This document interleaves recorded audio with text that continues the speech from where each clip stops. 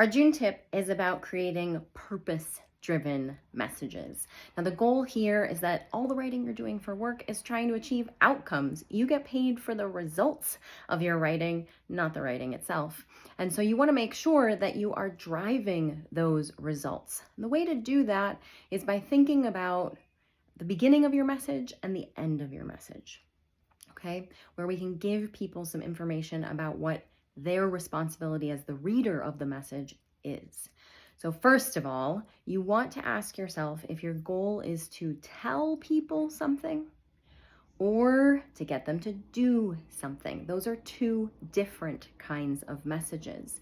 If my goal is to tell people something, then all I want them to do is know it, right? Here's the information, do with it what you will. That means that I don't need them to write me back in order for my day to continue. Think about it like this. I'm sending this video tip out into the world, and I will continue to make videos and share information whether anyone watches it or not. It's an informational message. I'm putting the information out into the world in the hope that it will be useful to someone. So that's a message. I'm telling somebody something. I don't need them to respond in order for me to continue. On the other hand, action-driven messages. So if I need you to take an action, then I need to make sure that I'm writing a message that tells you what action to take. And that is going to hopefully show up a little bit in the subject line, so it's clear that you need to take an action. Some people like to say action required, right? But you can also just use, what's the verb? Sign this, meeting, meet here, do this, fill out the paperwork, whatever it is, you can put that action in the subject line. You're also going to start your message by saying, here's the thing that I'm looking for you to do. So please sign the attached contract. Please fill out the form. In order to complete your order, you will need to take the following steps. You're giving people the information that they need in order to take the action, because the result of that act message, right, the one that you need people to act on, is that you need them to do that task. You need them to take that action in order for your job to continue. So I need you to sign the contract, because if you don't sign the contract, I can't do the next thing. I can't deliver the service. I need you to fill out the paperwork, because if I don't have your contact information, I don't know where to send your package, right? So whatever it is, I can't move forward with my job until you have completed your part. And so these are two different kinds of messages. Am I writing to tell you something, or am I writing to get you to take an action? If I'm writing to tell you something, I don't need a response from you in order for my work to continue. If I'm writing to ask you to do something, I'm waiting to hear from you so that I can continue. In those two different kinds of messages, we use two different kinds of endings.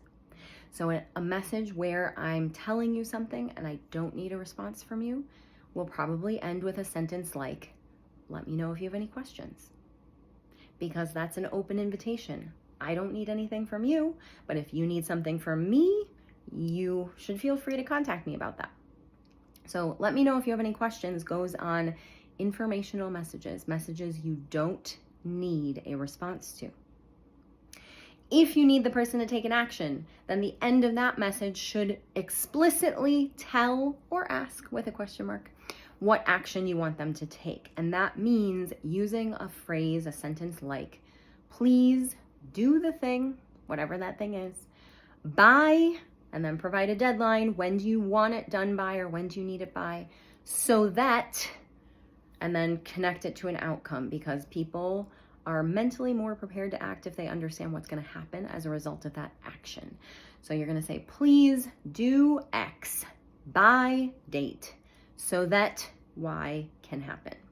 And that's going to be your ending statement. You can also ask it as a question. Would you be able to do X by this date so that this outcome, question mark? Then you can ask them to take responsibility for that action, or you could choose to have them set their own deadline. When would you be able to do X so that Y, question mark, right? So if you don't have a deadline in mind, you might ask them to set their own deadline, which then allows you to follow up with them later. So going into writing your messages this month, I want you to think about what is your purpose? What is your goal? Are you writing so that people know stuff? Then you don't need a response from them. And you can end with things like, let me know if you have questions, or go here for more information, or here's a contact number if you need help. Or are you writing to get people to do things? If you're writing to get people to do things, make sure that you're explaining the action that you need from them, subject line, opening of the message, and then you're using as that closing to the message, the explicit, please do the thing by the date so that something will happen. So that you're giving them clear guidance about the action that you're waiting for them to take so that you can move forward with your job.